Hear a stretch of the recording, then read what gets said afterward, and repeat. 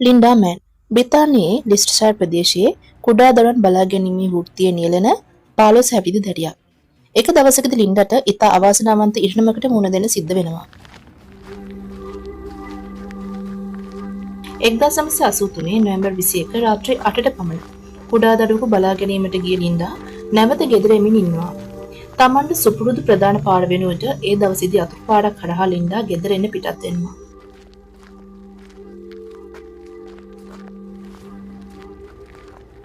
මේ පාළු පාරේ ටික දුරක් ගමන් කරනකොට අතරමඟදී කාර් එකක් ඇගේ පසුපසින් ඇයට ටිකෙන් ටික ලං වෙමින් තිබුණා. මේ කාර් එකේ පිටිපස ආසනයේ කුඩා පිරිමි දරුවෙක් හිටියා. ඒ වගේම මේ කාර් එකේ පදවගෙන ආවේ මේ දරුවගේ තාත්තා. ලින්ඩා ආසන්නයටම පැමිණිලා කාර් එක නතර කරපු මේ පුද්ගලයා උපක්‍රමශීලීව ලින්ඩා මෑන්ට ලං වෙනවා. ඒ හරියට පාර වැරදුණු කෙනෙක් පාර අහගන්න උත්සාහ කරනවා වගේ. I'm looking for Jackson's Lane. I turned off the main road and came down here. But now I'm lost.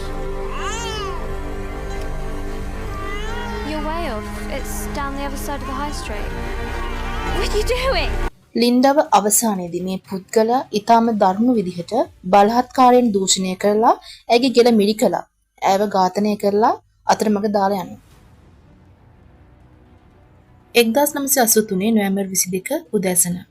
එනම් පසුදින උදෑසන 7:30ට ලින්ඩා මෑන්ගේ මළ සිරුර ප්‍රදේශවාසීන් දකිනවා. ඒ ලෙස්ටර්ෂයර් ප්‍රදේශයේ නාම්රෝහි කුඩා අතුරු පාරක තිබිලා. නැත්නම් ඇය ගමන් කරපු අතුරු පාරේ තිබුණු නිවසක බෑක්යාර්ඩ් එක පිටුපස අතුරු පාරේ තිබිලා. මේ පාර ඊටම පාළුයි. දවල් කාලයේ ඉන්දියානු මිනිසුන් ගමන් කළත් රැයට මේ පාර හරහා යන්නේ නැති තරම්. ප්‍රදේශවාසීන් මේ පාරට කීවේ The Black Pad කියලා. මිනිසුන් විශ්වාස කළා මේ අපරාධය කළේ අසල්වැසි ඒ රටේම පුද්ගලෙක් කියලා. මොකද මේ අතුරු පාරවල් පිටස්තරයන් පාවිච්චි නොකරනවා වගේම ඒ අය කිසිම විදියකින් මේ පාළු පාරවල් වල ගමන් යන්නේ නැති නිසා. ඒ වගේම පිටස්තරයන්ට මේ පාරවල් සම්බන්ධයෙන් කිසිම අවබෝධයක් තිබුණෙත් නැහැ. ලින්ඩාගේ ඝාතනයෙන් දවස් කිහිපයක් ගත වෙනවා. ගාමුන් ඉතා බයෙන් ජීවත් වෙමින් කාලය ගෙවෙනවා. ඒ අතරතුර පොලිසිය ලින්ඩාගේ ඝාතකයන් පිළිබඳව නිවැරදි ඔත්තුවක් ලබා දෙන අයට මුදල් ත්‍යාගයක් ලබා දෙන බවට ප්‍රචාරණය කළා. මේකට මාධ්‍යවල පුවත්පත්වල සහයෝගය ඉතා ඉහළින් ලැබුණා. කොලින් පිච්ෆෝක් උපත 1960 විවාහක දෙදොරු පියෙක් වෘත්තීය බේකරි කරු විශේෂයෙන්ම කේක් සැලසිලි සඳහා මොහු ඉතා දක්ෂයෙක් වුණා. ලින්ඩාගේ ඝාතකයාව කොටු කරගන්න පොලිසිය උත්සාහ කරන අතරතුර පිච්ෆෝක් කිසිම දෙයක් නොවුණු විදිහට තමන් කරපු ඝාතනය අමතක කරලා ජීවත් වෙන්න පටන් ගනිමින් ඉන්නවා. මෙම ඝාතනයේ අපරාධ විමර්ශන කණ්ඩායමේ හිටිය අපරාධ මනෝවිද්‍යාඥ පෝල් බ්‍රිටන් අපරාධකරු පිළිබඳ ඉදිරිපත් කළ අදහස් වුණේ ලින්ඩාගේ ඝාතකයා අසල්වැසි ප්‍රදේශවාසියෙක්ම වීමට ඉඩ තියෙනවා වගේම ඔහු හොඳ පෞල් ජීවිතයක් ගත කරමින් ඉන්න පුද්ගලයෙක් කියලායි. මොහු යම් අවස්ථාවලදී ඔහු තුළ යටපත් වූ ලිංගිකත්වය පිළිබඳ ෆැන්ටසිය තුළින් ව්‍යාකූල වීමට ඉඩ පවතිනවා වගේම ඔහුට කුඩා කාලයේ ඉඳන්ම වැඩි කාන්තා ඇසුරකට ආකර්ෂණයක් තියෙන බව ඔහු ප්‍රකාශ කළා. ඉතින් මේ විදිහට කාලය ටිකෙන් ටික ගත වුණත් අපරාධකරු හොයාගන්නට නොහැකි වුණා. ඒ නිසාම ප්‍රදේශයේ හැම ගෙදරකටම පොලිස් නිලධාරියෙකු යනවා. ඒ සියලුම පිරිමි පුද්ගලයන් ප්‍රශ්න කරන්න. ඒ හරහා අපරාධකාරයා සම්බන්ධයෙන් හෝඩුවක් ගැනීමට ඕන් බලාපොරොත්තු වුණා. ඉතින් මේ විදිහට පොලිසිය ප්‍රදේශයේ හැම ගෙදරකටම යන අතරතුර කොලින් පිච්ෆෝක්ගේ නිවසටත් පොලිස් නිලධාරීන් දෙදෙනෙකු පැමිණෙනවා.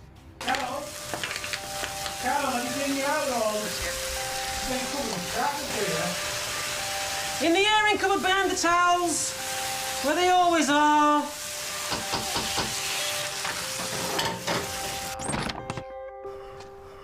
Ah, hello, madam. Sorry to bother you. Doing some inquiries into the murder of Linda Mann. I don't know whether you're aware of it. She was a 15-year-old girl. Yes, I know about it. Right. Well, is your husband in? We need to ask him a few questions. Just routine. Yes, he's upstairs. Come in. Lovely, thank you. Colin, some people to see you.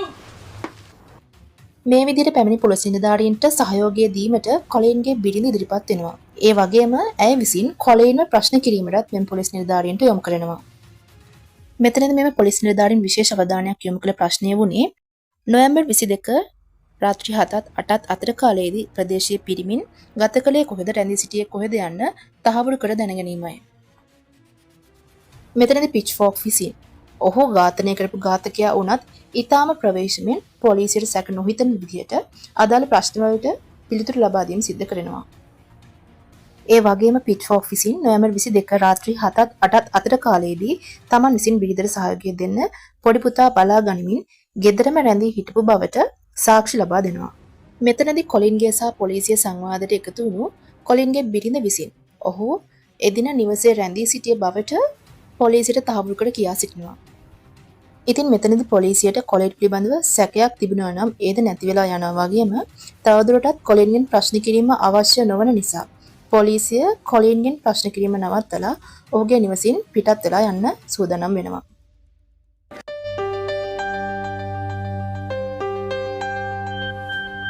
එක්දාස් 986 ජූලි 31 වෙනි දින ලෙස්ටර්ෂයර් ප්‍රදේශය. මේ දවස උදා වෙන්නේ ලෙස්ටර්ෂයර් ප්‍රදේශයට ඉතාම අවාසනාවන්ත පුවතක් වාර්තා වෙමින්. ලෙස්ටර්ෂයර් ප්‍රදේශයේම ඩවුන් ඇෂ්වර්ත් නම් පාසල් දැරියක් දින 2ක පටන් අතුරුදහන් වෙනවා. පොලිසිය ඇස් සොයමින් ප්‍රදේශය පුරා සෝදිසි මෙහෙයුම් කරනවා. ඩවුන් ඇෂ්වර්ත් වයස අවුරුදු 15ක කුඩා පාසල් දැරියක්. මේ ඩවුන් ඇෂ්වර්ත් දැරිය අතුරුදහන් වුණේද ලින්ඩා මෑන් දැරිය අතුරුදහන් වී ඝාතනය වූ ප්‍රදේශයේ සිට සැතපුමකටත් වඩා අඩු දුරකින්. මුලින්ම පොලිසියට මෙම සිදුවීම් දෙක සාමාන්‍ය සිදුවීම් විදිහට නිරීක්ෂණය වුණේත් නැහැ. 1986 ජූලි 31 රාත්‍රියේ ඩවුන් ඇෂ්වර්ත් මිතුරෙකුගේ නිවසට යනවා. ඇය එක්ක කතා බහ කරමින් කාලය ගත කරන්න නිතරම ඩවුන් මිතුරෙකුගේ ගෙදරට යන පුරුදු වී සිටියා. මිතුරිය මුණ ගැහිලා රාත්‍රී 9:30 පසුබිමට කලින්ම නැවත ගෙදර එන එක ඩවුන්ගේ පුරුද්දක් වුණා. මේ දවසේදී ඩවුන් ගෙදර එන්නේ නැහැ. මේ ගැන සොයා බලන්න ඩවුන්ගේ තාත්තා මිතුරෙකුගේ ගෙදරට යනවා. එතනදී ඇය රාත්‍රී 7ට පමණ පිටත් වුණු බව දැනුම් දෙනවා. ඒත් ඩවුන් ගෙදරට ගියේ නැති නිසා ඩවුන්ගේ තාත්තා වගේම ප්‍රදේශයේ කීප දෙනෙක් අපට ප්‍රදේශයේ ඇයව සොයන්න බලනවා. ඒත් ඇය ගැන තොරතුරක් නැති වූ නිසාම පොලිසියට වුණ යනවා. පොලිසිය වෙහෙස කර දින දෙකක මෙහෙයුමකට පස්සේ ඩවුන්ව ඇගේ නිවසට එන පාර ආසන්නයේ කැලෑවක තිබිලා ඇගේ දූෂණය කර පහර දීලා ගෙලසිර කර මරා දමපු සිරුර හොයාගන්නවා. මෙම සෝදිසි මෙහෙයුම් සිදුවන කාලයේ ප්‍රදේශයේ 17 හැවිරිදි රිචඩ් බර්ක්ලන් නම් තරුණයෙකු ඔහුගේ මෝටර් බයිසිකලෙන් ඇවිත් මෙහෙයුම නිරීක්ෂණය කරන ගමන් ඉන්නවා. පොලිසියට ඔහු ගැන ලොකු සැකයක් මෙතනදී ඇති වෙනවා.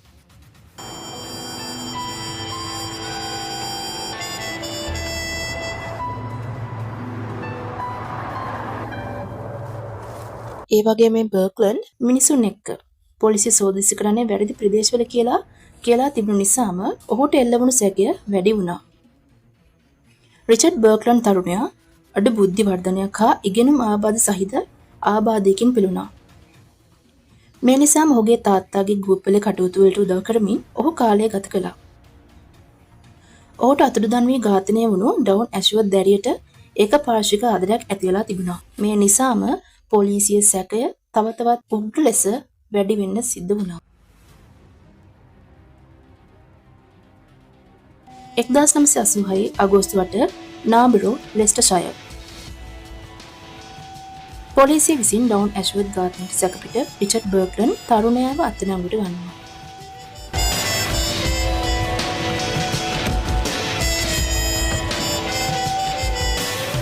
There was a sense of, thank God, you know, the man has been caught after all this time. Leicestershire police have today arrested a youth in connection with the murder of 15-year-old Dawn Ashworth, who was killed in Narborough 3 weeks ago. 17-year-old Richard Buckland, a kitchen porter also from Narborough, was arrested in a dawn raid on his home this morning.